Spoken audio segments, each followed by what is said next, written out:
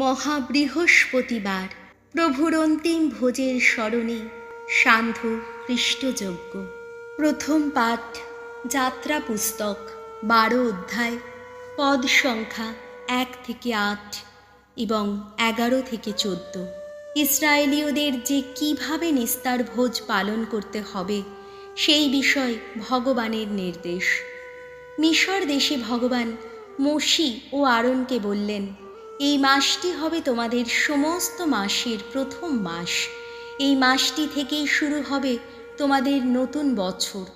তোমরা ইসরায়েল জনমণ্ডলীর সকলকেই এই নির্দেশ দেবে।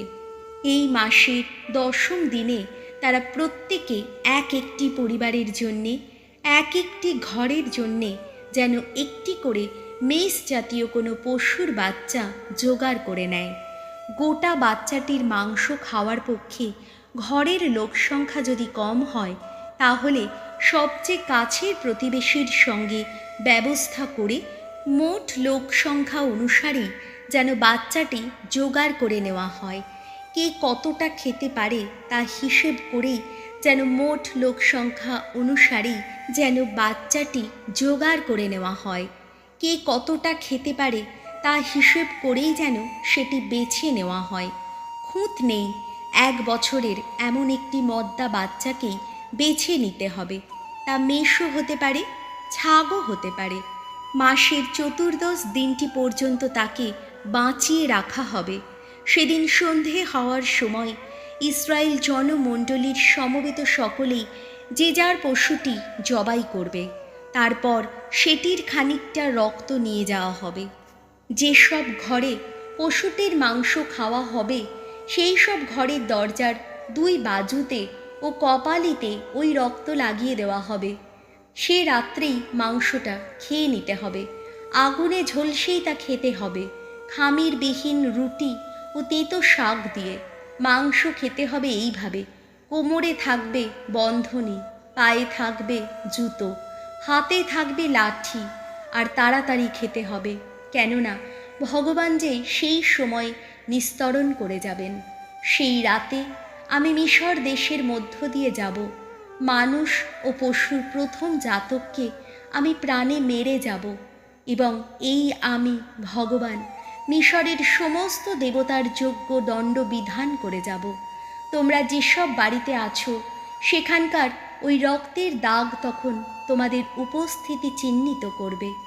ওই রক্তের দাগ দেখেই আমি তোমাদের ডিঙিয়ে এগিয়ে যাব। এইভাবে আমি যখন মিশর দেশের বুকে আঘাত হানব, তখন সেই বিধ্বংসী দুর্বিপাক তোমাদের স্পর্শ করবে না। এই দিনটি তোমাদের কাছে এক স্মারক দিবস হয়ে থাকবে। ভগবানের সম্মানে পালনীয় পর্বদিন রূপেই তোমরা তা উদযাপন করবে। পুরুষানুক্রমেই তা উদযাপন করে যাবে। এই বিধি চিরপালনীয়। প্রভুর বাণী। শ্যাম সঙ্গীত ধুয়ো। ধন্য সেই রুটি, ধন্য সেই পাত্র, ধন্য প্রভুর সঙ্গে আমাদের সবার মিলন। ভগবান আমার জন্যে করেছেন যা কিছু মঙ্গল, তাকে কী বা দেব তার প্রতিদানে। ত্রাণ পাত্রখানি তুলে ধরে আমি ভগবানের নাম আহা করব স্মরণ। ধুয়ো।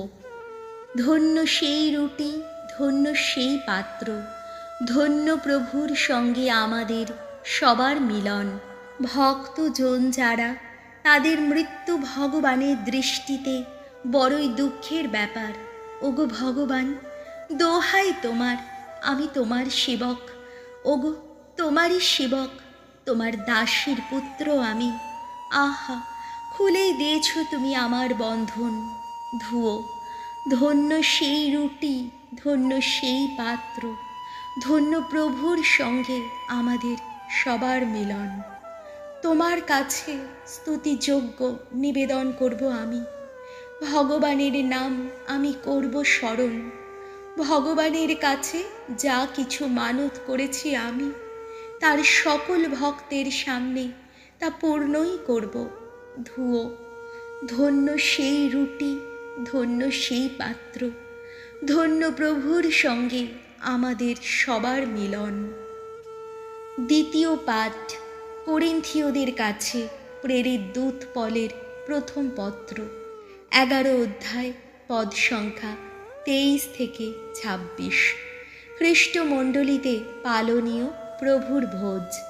প্রিয়জনেরা, আমি প্রভু যিশুর কাছ থেকে যে শিক্ষা পেয়েছি, যে শিক্ষা তোমাদের কাছে সম্প্রদানও করেছি, তা তো এই যে রাত্রিতে প্রভু যিশুকে শত্রুর হাতে তুলে দেওয়া হয়েছিল, সেই রাত্রিতে তিনি হাতে একখানা রুটি নিলেন। তারপর ঈশ্বরকে ধন্যবাদ জানিয়ে সেই রুটিখানি ছিঁড়ে টুকরো টুকরো করলেন। তারপর তিনি বললেন, এ আমার দেহ, যা তোমাদেরই জন্যে। তোমরা আমার স্মরণে এই অনুষ্ঠান করবে। তেমনিভাবে ভোজনের শেষে তিনি পান পাত্রটিও নিয়ে বললেন, এই পাত্র আমার রক্তে স্থাপিত নবসন্ধি। তোমরা আমার স্মরণে এই অনুষ্ঠান করবে। যতবার এই পাত্র থেকে পান করবে, ততবারই, বাস্তবিক যতবার তোমরা এই রুটি খাও আর এই পাত্র থেকে পান করো, ততবার তোমরা তো প্রভুর মৃত্যুর কথাই ঘোষণা করো, যতদিন না তিনি আসেন। প্রভুর বাণী। বাণী বন্দনা। নতুন আদেশ দিলাম আমি, যেভাবে ভালোবেসেছি তোমরা সবে সেইভাবে পরস্পরকে ভালোবাসবে। যোহন রচিত মঙ্গল সমাচার, 13 অধ্যায়, পদ সংখ্যা 1 থেকে 15। প্রভু যিশু তার শিষ্যদের পা ধুয়ে দিলেন। তখন নিস্তার পর্ব শুরু হবে। যিশুর তো জানাই ছিল যে এবার তার সেই সময়টি এসে গেছে, যখন এই জগৎ ছেড়ে পিতার কাছে তাকে চলে যেতে হবে। এই সংসারে রয়েছে যারা, তার সেই আপনজনদের তিনি তো বরাবরই ভালোবেসে এসেছেন। এবার তিনি কিন্তু তাদের প্রতি তার সেই ভালোবাসার চূড়ান্ত প্রমাণ দিলেন। সান্ধ্য ভোজ তখন চলছে। শয়তান ইতিমধ্যেই সিমনের ছেলে জুদা ইস্কারিয়তের মনে যিশুকে শত্রুর হাতে তুলে দেবার সংকল্প জাগিয়ে দিয়েছিল।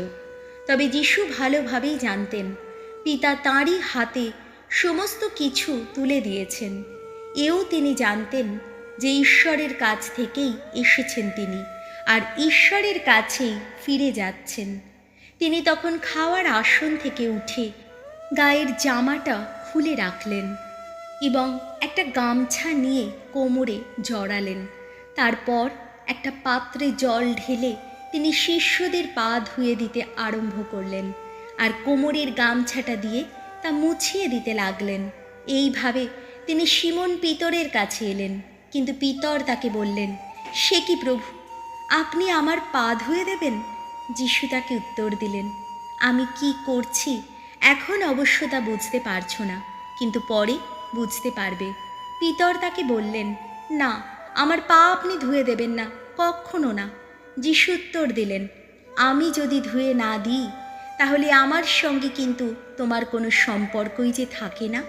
সিমন পিতর তাকে বললেন, প্রভু, তাহলে শুধু পা নয়, আমার হাত, আমার মাথাও আপনি ধুয়ে দিন। যিশু তখন তাকে বললেন, যে স্নান করেছে শুধু পা ছাড়া তার আর কিছু ধোবার প্রয়োজন নেই। সর্বাঙ্গেই সে সূচি। তোমরাও তো সূচি, কিন্তু সকলে নও। তিনি অবশ্য জানতেন কে তাকে শত্রুর হাতে তুলে দেবে, তাই তিনি বললেন, তোমরা সকলে সূচি নও। তাদের পা ধুয়ে দেবার পর তিনি গায়ের জামাটা পরে নিয়ে আবার খাওয়ার আসনে গিয়ে বসলেন। তখন তিনি তাদের বললেন, আমি এখন তোমাদের জন্য কি করলাম তা কি তোমরা বুঝতে পারছো? তোমরা তো আমাকে গুরু বা প্রভু বলে ডাকো, আর ঠিকই বলো, আমি তো সত্যিই তাই। কাজেই প্রভু ও গুরু হয়ে আমি যখন তোমাদের পা ধুয়ে দিলাম, তখন তোমাদেরও পরস্পরের পা ধুয়ে দেওয়া উচিত। আমি তো এখন তোমাদের সামনে একটি আদর্শই তুলে ধরলাম। আমি তোমাদের জন্য যেমনটি করলাম, আমি চাই তোমরাও ঠিক তেমনটিই করবে। প্রভু যিশুর মঙ্গল সমাচার।